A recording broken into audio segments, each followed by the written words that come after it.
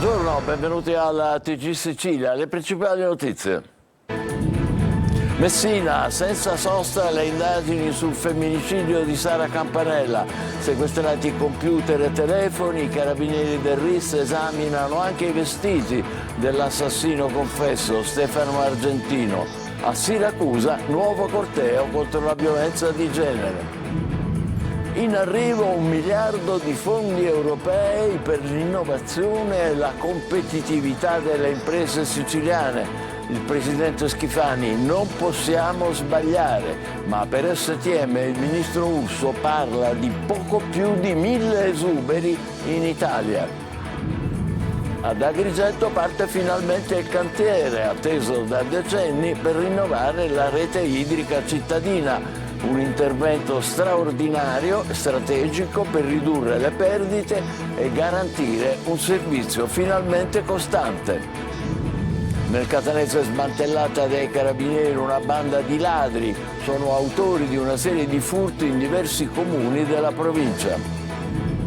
Contro il telemarketing molesto e le chiamate insistenti, il primo via libera a una proposta di legge regionale che punta a riordinare il mercato dei call center e a prevenire le truffe. Catania, disagi per turisti e residenti in una città che affonda nella spazzatura. Esasperati i gestori delle strutture ricettive. Appello di Abetnea, la rete dei gestori di B&B, utilizzare i 4 milioni della tassa di soggiorno per pulire la città.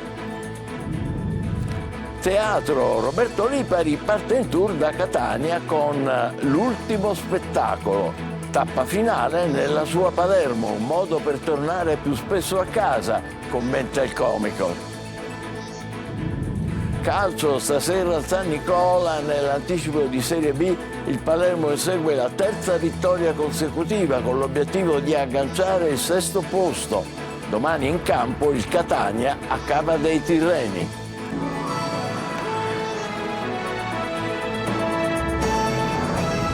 Bentrovati. A Messina le indagini sul femminicidio di Sara Campanella, sequestrati computer e telefoni, si lavora per ricostruire i contatti tra il giovane assassino e la studentessa e poi quelli del femminicida, reo confesso, subito dopo il delitto.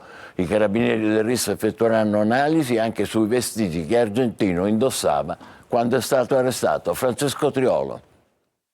Colpita 5 volte tra schiena e collo, una delle quali letale alla giugulare, un'altra coltellata le ha perforato il polmone. Proseguono da qui, dalle prime indicazioni del referto dell'autopsia, le indagini sulla morte di Sara Campanella. Passati i giorni del lutto, continuano quelli del dolore e adesso dell'inchiesta. I carabinieri stanno analizzando tutto il materiale sequestrato a Stefano Argentino, il ragazzo in carcere con l'accusa di aver ucciso a Messina nel pomeriggio del 31 marzo la studentessa di Misilmeri. La PM Alice Parialò sta per affidare alcune consulenze dopo il primo step di accertamenti dei carabinieri. I militari hanno sequestrato telefonini, computer, pendrive sia nell'abitazione di Argentino che nel B&B della famiglia. Da questi verranno estratti quei dati che possono essere utili a ricostruire i contatti nell'immediatezza del femminicidio tra madre e figlio, oppure i colloqui tra l'omicidio e la vittima, per confermare e dimostrare gli atti persecutori di cui il ragazzo si sarebbe reso responsabile in questi 2 anni.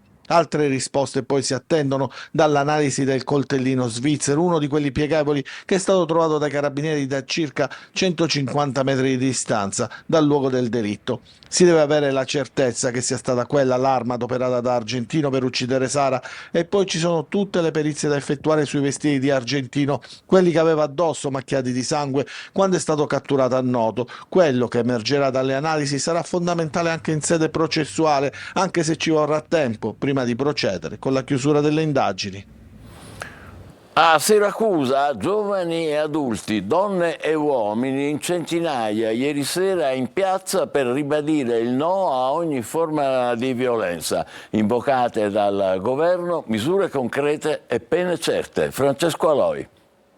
Sono state anche troppo le vittime e fino ad oggi dobbiamo fermarle. Il patriarcato riguarda tutti e sempre più uomini dovrebbero scendere in piazza, non dobbiamo essere soltanto donne. Il femminicidio, le fiaccolate, i cortei, Poi il silenzio.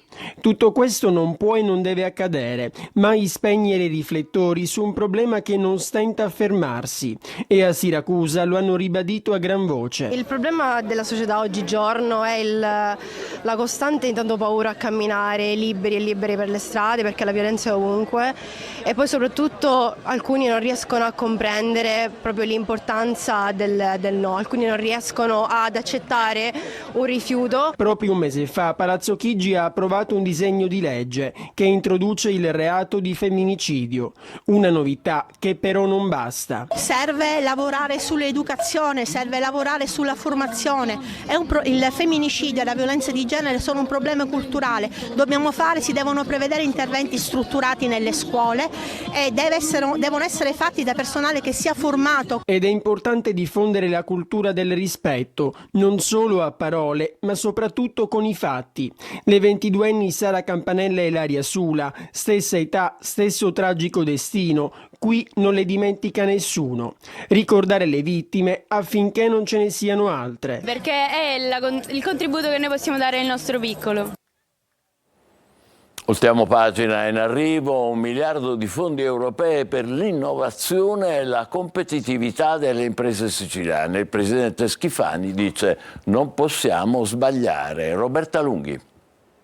Piovono fondi per la competitività, l'innovazione e il rafforzamento del capitale umano nelle imprese siciliane. I primi bandi per accedere al 1 miliardo di euro di fondi europei verranno pubblicati dalla Regione a fine maggio.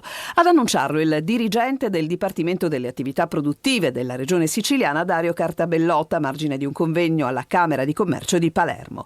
Per il presidente della Regione Schifani queste risorse devono essere trasformate in opportunità per le imprese, grazie al lavoro agile e soprattutto trasparente del dipartimento interessato. E non si può sbagliare, abbiamo delle risorse che non dobbiamo né possiamo sprecare, lo faremo con grande senso di responsabilità, perché spero di avere trasfuso nella dirigenza regionale il senso di responsabilità di una squadra che lavora unita. Se da una parte si parla di rilancio, sul piatto del mondo delle imprese in Sicilia c'è purtroppo l'incertezza che aleggia. Da definire la situazione dell'ex Fiat di Termini Imerese con la decisione del Mimit di cedere lo stabilimento alla Pelligra Holding Italia per farlo rinascere. Chiederò a Pelligra di venirmi a trovare, mi deve spiegare qual è il progetto, perché non parte, quali sono i tempi.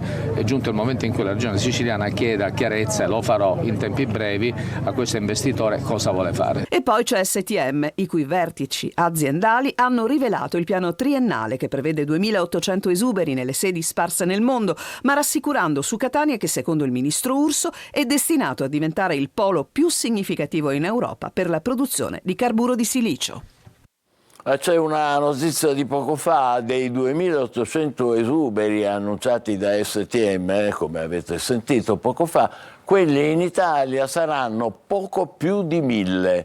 Al pari di quelli in Francia, lo ha detto il ministro Urso, che ha aggiunto: abbiamo chiesto equilibrio, il piano va ancora ben definito, ma, ripete Urso, gli esuberi saranno poco più di 1.000. Ad Agrigento parte finalmente il cantiere atteso da decenni per rinnovare la rete idrica cittadina, un intervento strategico per ridurre le perdite e garantire un servizio continuo. Oggi la cerimonia di avvio dei lavori alla presenza del presidente Schifani. Davide Sardo. Non è un'opera incompiuta perché i lavori non erano mai partiti, è piuttosto l'attesa lunga decenni degli agrigentini per una rete idrica efficiente. Oggi finalmente la svolta. Ad Agrigento sono cominciati i lavori di ristrutturazione e automazione dell'intero sistema di distribuzione dell'acqua. Un'infrastruttura fatiscente con perdite che superano il 50% del flusso, sarà completamente rinnovata. Sono previsti anche degli interventi negli adduttori, parzialmente negli adduttori esterni che portano l'acqua di Agrigento. Chiaramente l'opera è finalizzata ad raggiungere il servizio classico di una rete idrica, cioè l'alimentazione 24 ore sulle 24 ore, e a ridurre notevolmente le perdite. A dare il via ufficiale al cantiere è stato il presidente della regione Renato Schifani, presente alla cerimonia in via Demetra nei pressi del giardino botanico, dove ha simbolicamente sollevato la paletta verde. L'intervento, finanziato con 30 milioni di euro euro provenienti dai fondi FSC prevede la realizzazione di circa 45 chilometri di nuove condotte. Dureranno circa un anno, finalmente il centro storico, ecco, la zona proprio prettamente urbana di Agrigento verrà fornita di una nuova rete idrica. Obiettivo: ridurre drasticamente le dispersioni e garantire un'erogazione continua per almeno 10.000 utenze. Torniamo alla cronaca. Nel catanese, smantellata dai carabinieri una banda di ladri autori di una serie di furti messi a segno in diversi comuni della provincia. Emanuela Corsi. Erano il terrore della provincia catanese per una serie di colpi messi a segno in vari comuni. Sono 4 le persone arrestate dai carabinieri della compagnia di Gravina di Catania che operavano a Belpasso, Gravina, San Giovanni La Punta, San Pietro Clarenza, Mascalucia, Trecastagni, Aci Sant'Antonio e Motta Sant'Anastasia. Un'attività fiorente che avrebbe fruttato loro migliaia di euro. A finire in carcere Roberto Caponetto di 42 anni e Biagio Luca Capone di 35. Arresti domiciliari con braccialetto elettronico invece per Francesco Provenzano di 31 anni e Alessandro Gino Costantino di 47. Il modus operandi era sempre lo stesso: sopralluogo accurato nelle zone delle case di interesse, individuazione di quello che sarebbe stato l'appartamento da derubare, scelto anche in base alla facilità di accesso, tipo balconi con porte e finestre. Verifica suonando il citofono dell'assenza di persone in casa, introduzione con l'effrazione degli infissi nelle case. A dimostrarlo anche le immagini estrapolate dalle telecamere di videosorveglianza delle abitazioni vicine. In queste immagini vediamo ad esempio un furto avvenuto in un'abitazione del comune di San Pietro Clarenza, dove è stata portata via una bicicletta del valore di 400 euro. Nelle immagini vediamo uno dei ladri che la passa al complice attraverso il cancello, poi scavalca e si dà alla fuga. Al termine dell'attività di indagine sono stati contestati a vario titolo agli indagati 3 furti in abitazione, 4 tentati furti, un furto di autovettura e una ricettazione. Contro il telemarketing molesto e le chiamate insistenti che purtroppo imperversano, arriva il primo via libera a una proposta di legge a firma della deputata siciliana Eliana Longi che punta a riordinare il mercato dei call center e a prevenire le truffe. Luca Ciliberti. Sì, salve, buongiorno, sono Bianca, ci siamo sentiti anche oggi stamattina. Contro la valanga di chiamate indesiderate sui telefoni di casa e sugli smartphone, tra cui si annidano anche molte truffe, si muove finalmente la politica. Dopo 2 anni di lavoro arriva il via libera a un testo base per la lotta al telemarketing e al teleselling selvaggio e la riforma del sistema dei call center. Nelle commissioni riunite trasporti e attività produttive della Camera è stata approvata una proposta di legge a firma della deputata siciliana di Fratelli d'Italia Eliana Longi. L'obiettivo è quello di predisporre un mix di soluzioni normative e informatiche che possano limitare un fenomeno diventato oramai quasi incontrollabile. Una proposta di legge che pone la persona al centro in qualità di imprenditore a difesa delle 1400 aziende in Italia nei confronti dei 55.000 lavoratori del comparto, ma soprattutto al cittadino. Il solo registro pubblico delle opposizioni, che pure ha raggiunto 30 milioni di numeri iscritti e oltre 5 miliardi di contatti verificati, coinvolgendo 101.000 operatori, non funziona abbastanza e si vede. Il problema è che il registro delle opposizioni non può impedire di ricevere chiamate illegali fatte da soggetti che raccolgono i dati in modo illecito, magari accedendo ai database di grandi aziende. L'obiettivo è limitare il fenomeno del cosiddetto client spoofing, la tecnica con cui i criminali camuffano l'identificativo del chiamante per farlo apparire un numero affidabile. Oggi con questa proposta di legge difendiamo le fasce più deboli da questo terribile fenomeno che viola la nostra privacy. Pronto? Sul telemarketing si è mossa infine anche la Procura di Roma, che ha iniziato a indagare sulle cosiddette telefonate mute dopo una denuncia presentata dal Codacons per molestia. Secondo l'Associazione dei Consumatori, molti call center, per ottimizzare i tempi e incrementare il numero di utenti contattati, utilizzano un software che programma più telefonate di quanti gli operatori fisici riescano a gestirne.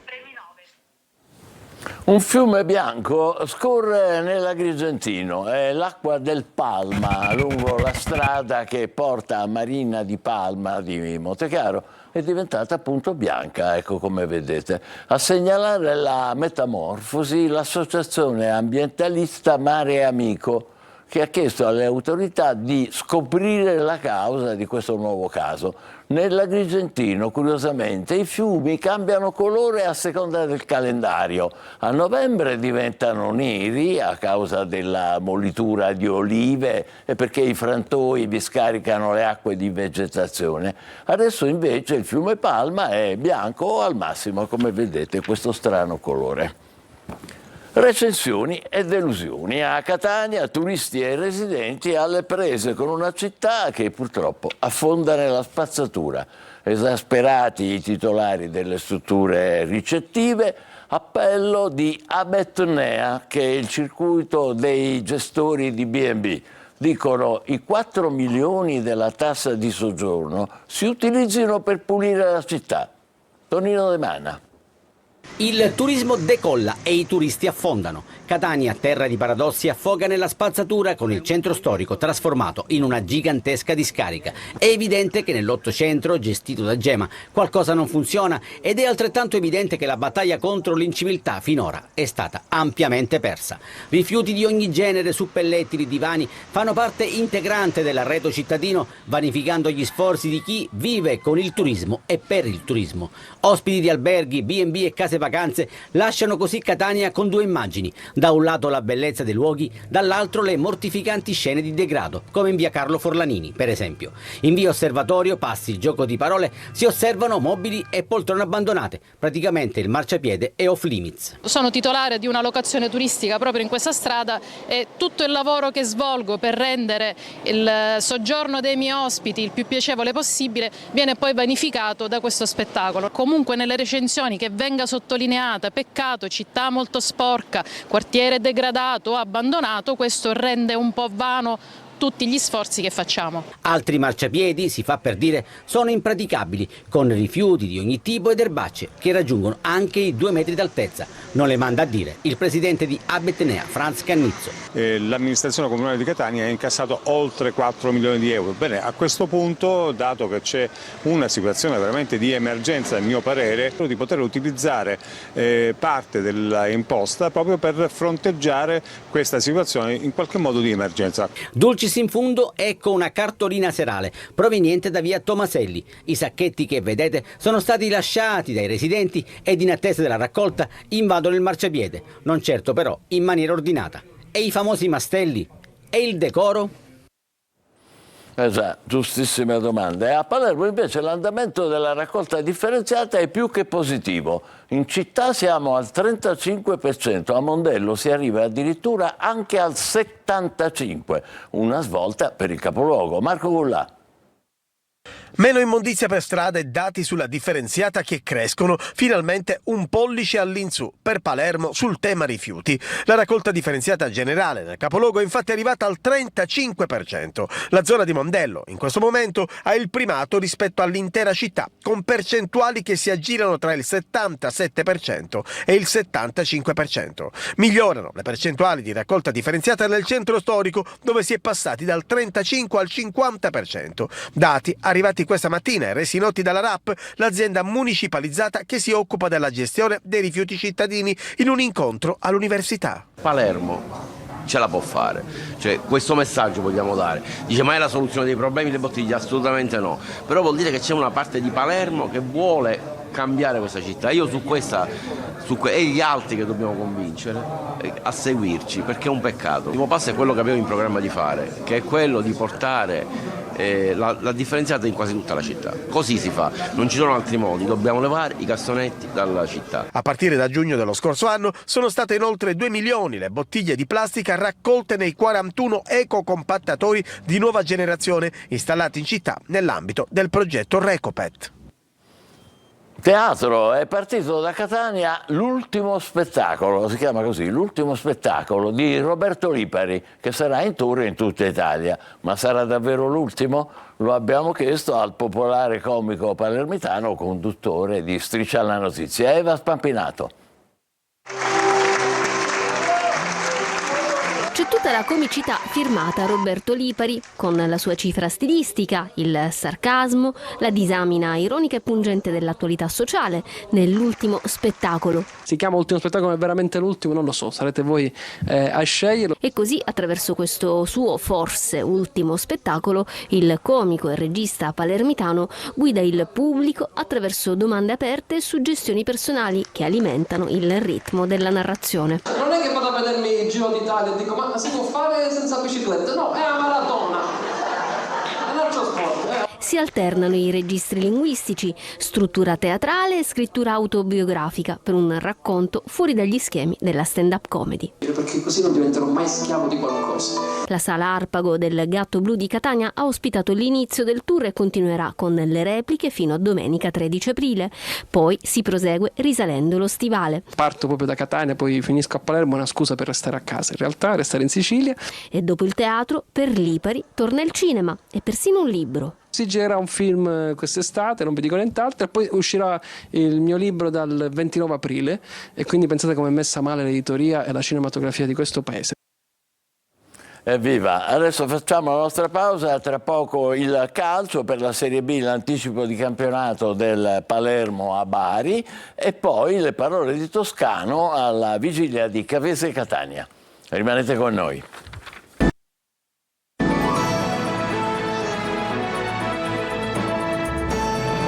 Calcio, Palermo in campo stasera al San Nicola contro il Bari, obiettivo terza vittoria consecutiva e aggancio al sesto posto. Marco Gullà. Ancora un esame di maturità. Il Palermo, rimandato più volte nel corso della stagione, questa volta non può davvero più fallire. Al San Nicola contro il Bari, i rosanero vincendo avrebbero la possibilità di sedersi al sesto posto per una notte. In attesa della sfida di domani del Catanzaro a Carrara, i rosanero sono sulle ali dell'entusiasmo. La partita con il Bari è il test perfetto per comprendere se l'ottima prestazione messa in campo contro il Sassuolo sia parte di un percorso di crescita. È una squadra che ha perso meno di noi, ha preso meno gol di noi, quindi lo rispettiamo, però sicuramente in questo momento sappiamo che è un momento decisivo, importante per il nostro obiettivo, quindi parlare di terza vittoria non lo so, io sono più per dar continuità, perché la continuità ti muove in avanti per forza di cose. Problemi in difesa, Ceccaroni e Nicolau non ci sono, Diachité è stato convocato ma non è al 100% e il suo impiego dal primo minuto sarà valutato fino all'ultimo, potrebbe quindi essere arretrato Blen. Sulla tre quarti non ci sarà Segre che è squalificato, giocherà probabilmente Verre con Brunori e poi Ampalo. Per il Bari è l'ultima chiamata probabilmente per riagganciare il treno playoff. Al San Nicola, fischio d'inizio alle 20:30. Catania al rush finale per conservare la quinta posizione, ma attenzione alla Cavese che spera ancora in un piazzamento playoff. Toscano avverte, stanno facendo un buon campionato. Tonino De Mana. 12 vittorie complessive, equamente distribuite in casa e fuori. Ed ora 2 turni lontano dal Massimino per difendere il quinto posto dagli attacchi di Picerno, Benevento e Potenza. Non può fare calcoli il Catania che contro la Cavese dell'ex Chirico va a caccia dei 3 punti al cospetto di una squadra ormai salva ma che potrebbe ancora arpionare il 10° posto e quindi partecipare ai playoff. Sta facendo un campionato molto positivo, farà di tutto per centrare magari i playoff perché ormai la salvezza credo che ormai sia acquisita. La cosa più importante siamo noi, la crescita nostra, il sapere che sarà una partita probabilmente più difficile di quella con l'Avellino. La sfida del Simonetta Lamberti senza tifosi etnei su disposizione della prefettura di Salerno è un appuntamento da affrontare con la massima concentrazione perché d'ora in poi ogni punto sarà fondamentale. Capitolo formazione, l'unica certezza è l'assenza per squalifica di Di Tacchio che dovrebbe essere sostituito da Acquaini. In attacco potrebbe rivedersi dal primo minuto inglese che contro l'Avellino ha messo minuti nelle gambe, iniziando così un rodaggio che dovrebbe portarlo in discrete condizioni in vista dei playoff. Out perché infortunati di lungo corso Beders, Guglielmotti e Luperini. Quest'ultimo è stato operato a Roma per un problema all'inguine. e scende in campo un'altra squadra, quella di Telecolor, che vi proporrà in chiaro ed in esclusiva la sfida tra Cavese e Catania. Appuntamento alle 14, quindi un'ora prima del fischio d'inizio, per una lunga diretta con interviste pre e post gara, l'analisi del match e l'imperdibile angolo social. La differita integrale della partita verrà invece mandata in onda lunedì alle 22:15 dopo corner.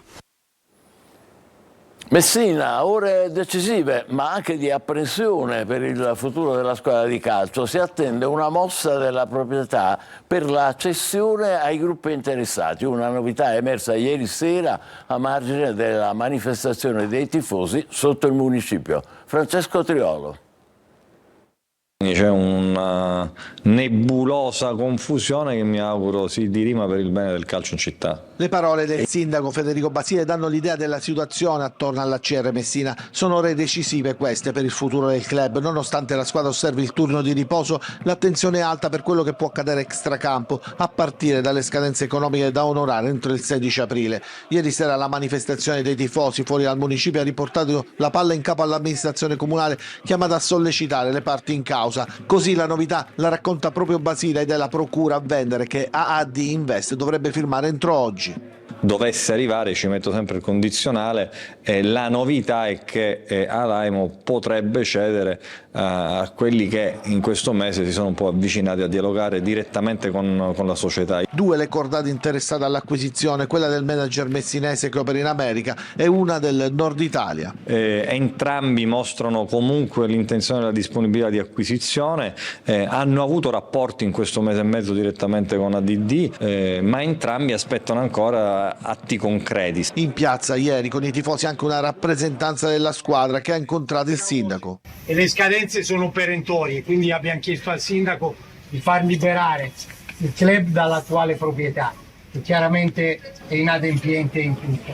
Questo sia chiaro. Noi sia chiaro, noi e la squadra insieme a voi non molleremo fino all'ultimo secondo dell'ultima partita.